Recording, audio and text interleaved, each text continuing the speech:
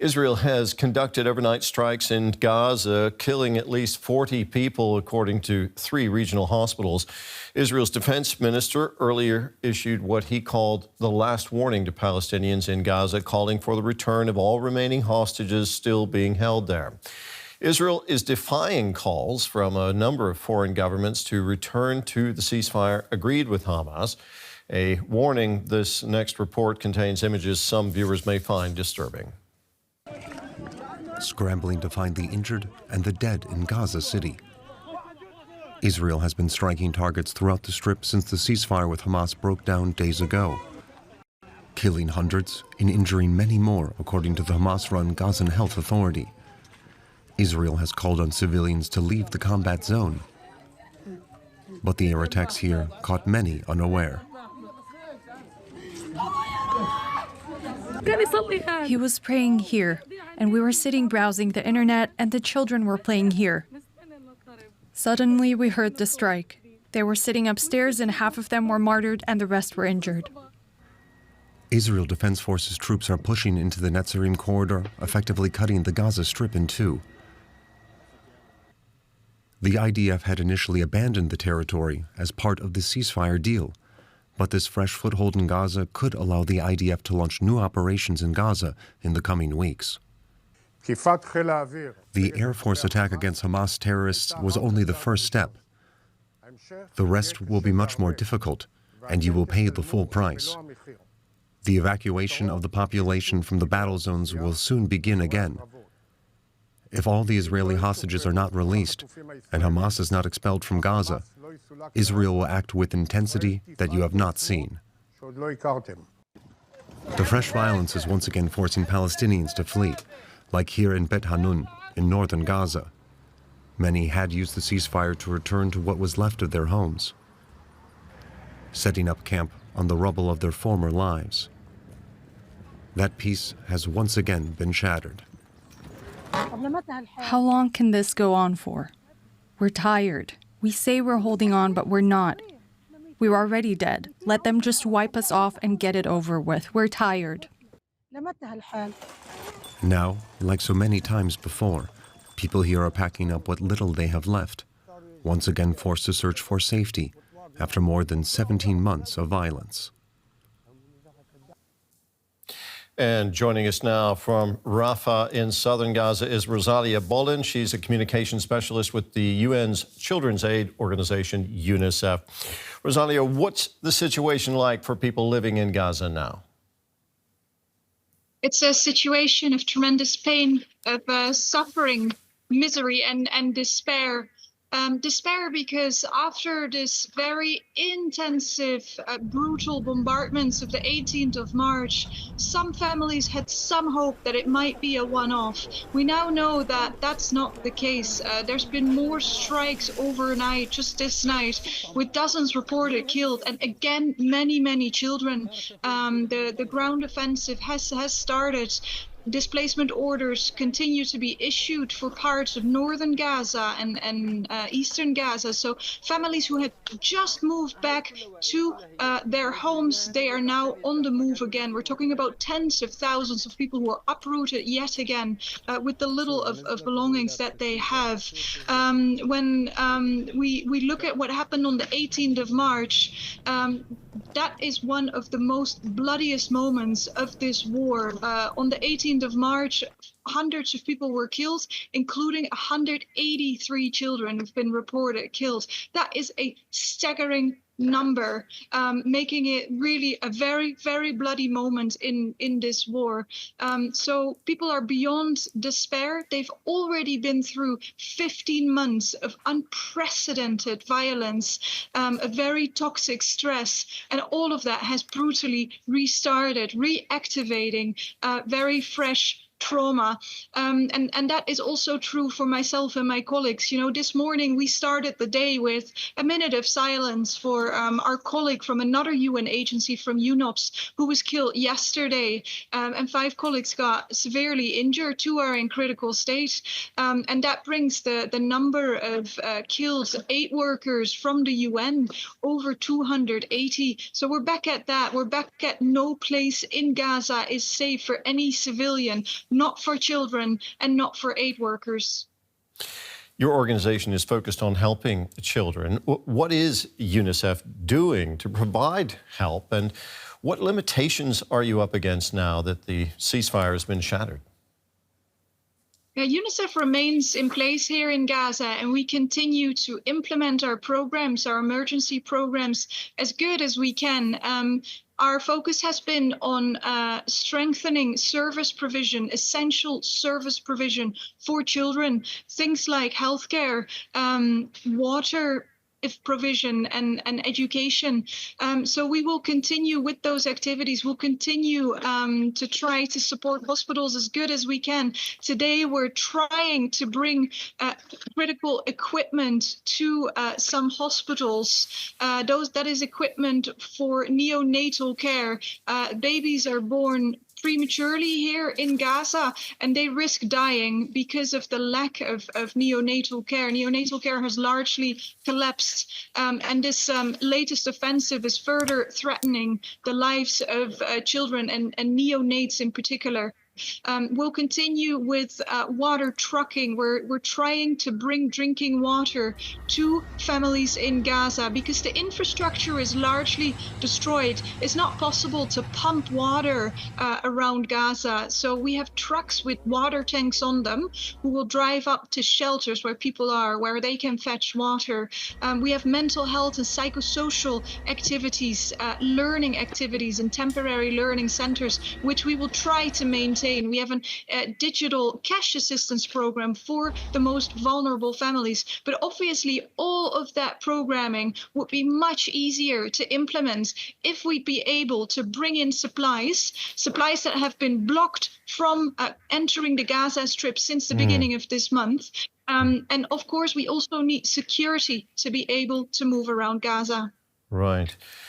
Now, Israel has issued what it's called a last warning for Palestinians to return hostages and remove Hamas from power. What options do civilians in Gaza have in facing a threat like that, Rosalia? It's puzzling to me how anyone can, focus on such a call. What I see here is that families are struggling to survive. That's what families are preoccupied with right now. Children don't have the very basics that they need to survive. They don't have adequate shelter. Parents struggle to find food. They struggle to find drinking water. If you're injured or you're ill, you'll have a very hard time finding healthcare, accessing healthcare, because healthcare has been decimated. That's what people are preoccupied with surviving. And that's what the reality is in Gaza today. The Gaza Strip is largely devastated when you drive through Gaza from the south to the north. Here in Rafah al-Mawasi, in Khan Yunis, in northern parts of Gaza, some parts just look like a moon landscape. You see big craters. Right. There's not a single building that is still standing, sand and rubble. And that's the environment that people are trying to survive in. Rosalia, thank you very much. That was Rosalia Bollen from UNICEF speaking to us from southern Gaza. More on this. Let's bring in journalist Balig Sladeen. He's in Tel Aviv. Balig, the ceasefire appeared to be on track. What happened to derail it? Well, it depends on whom do you ask, of course. Hamas is saying that Israel is not honoring its commitment to the second phase of the deal, and Israel is saying that Hamas is not releasing more hostages, refusing that Witkoff plan that is a bridge, as they call it, to the second phase of the deal. But the matter of the fact is simpler than that, I guess. There was a temporary ceasefire in the first phase of the deal, and that temporary ceasefire ended while the parties, Hamas and Israel, did not agree on the terms and conditions for the second phase of the deal. Israel wants the complete disarmament of the Gaza Strip, wants Hamas's leaders to leave the Gaza Strip, and Hamas wants to stay in power and, of course, keep their arms. That's why both sides didn't reach that agreement, and now we're back to war, because apparently this is the only solution that Israel finds to force Hamas to be expelled out of Gaza, and of course returning the rest of the remaining hostages. Now, Israel's defense minister has issued what he called the last warning to Gazans, demanding the return of hostages and Hamas's removal from power. Is that a realistic expectation? Well, the question is whether the Gazans themselves would return the hostages. I mean, the civilians. This is not realistic, because we also know that they don't hold those hostages. Only around 20 are still alive in Gaza, and it is presumed, of course, that they are in Hamas's hands or other Palestinian factions. So the Gazans themselves can't do much about this. This warning comes to ensure that the operation that just started is only the beginning, and it's going to be gradually increasing the intensity of it. That's why they are calling on the people of Gaza to listen to the IDF's orders and, of course, prepare to evacuate their homes. That's before the fighting actually starts, because we're currently only talking about airstrikes and maybe a little movement in the Netzarim corridor. Tell us, how are Israelis reacting to their government's decision to launch a new ground operation in Gaza? Well, I would say there is a lot of disagreement between Israelis. There's a split in the Israeli public. Some are saying that we must end this war and bring back all of the remaining hostages. Certainly, most of the families of the hostages are saying that we need to go for the second phase of the deal, release all the hostages and end this war. Others are saying that one of the most important goals of this war is actually eradicating Hamas and ensuring that Gaza won't impose a threat on Israel in the future. That's why we should continue with this war until we reach all the goals of this war. By the way, some families of hostages even believe that. They believe that we should not negotiate with Hamas, and only with military pressure they will, quote-unquote, surrender, release the remaining hostages, and, of course, leave Gaza and lay down their arms. So there is a lot of opinions inside Israel. I would say that 60% are tired. They want this war to end and they want the hostages back. But there is also a large percentage of Israelis that wants this war to end in victory, in success, and completely eradicating Hamas. Balig, thanks for talking with us this morning. That was journalist Balig Sladeen in Tel Aviv. And for more on this, let's bring in Laura Blumenfeld in Washington. She's Middle East analyst at Johns Hopkins University and previously served as a senior policy advisor on the State Department's Israeli-Palestinian negotiating team. Welcome to the program. Israel's official reason for renewing strikes on Gaza is that Hamas refused to agree to a deal to extend the ceasefire. What can you tell us about what that proposal was? Well, there was a bridging proposal by Special Envoy Witkoff, which would have released 11 living hostages for a 6-week ceasefire. And that kind of would have brought them to the next phase and give them a little bit of breathing room to negotiate. Israel has cut off all humanitarian aid, so they understand that they have only about 2 more weeks until the warehouses, the storehouses in Gaza run out of food. That also would have brought Israel to the end of the Passover holiday. So I think there was an opportunity there. According to the United States and to Israel, Hamas turned it down. And so, we had Biden's war, which was an emphasis on the humanitarian aspect. And now we're going to see Trump's war, which is all hell. What was in that proposal? What were the demands from Israel on Hamas? Do we know more about that? Well, the details, of course, are kept secret until the end. As Madeleine Albright, former Secretary of State, said, that negotiations are like mushrooms. They thrive in the darkness. So they weren't all disclosed. I think what's interesting that you're seeing here is that, the Trump administration actually did reach out to Hamas directly. And they were, shalom Hamas, as in hello. And then they found that they completely recalcitrant adversary on the Hamas side. And now it's shalom Hamas, goodbye, as Trump likes to say. It's kind of his "you're fired," but in Hebrew. Well, one of the demands from Netanyahu is that, and he's been saying this from the beginning, that he will not stand for a Gaza that's run by Hamas. Is it possible to negotiate with someone that you're asking to get rid of them as an entity?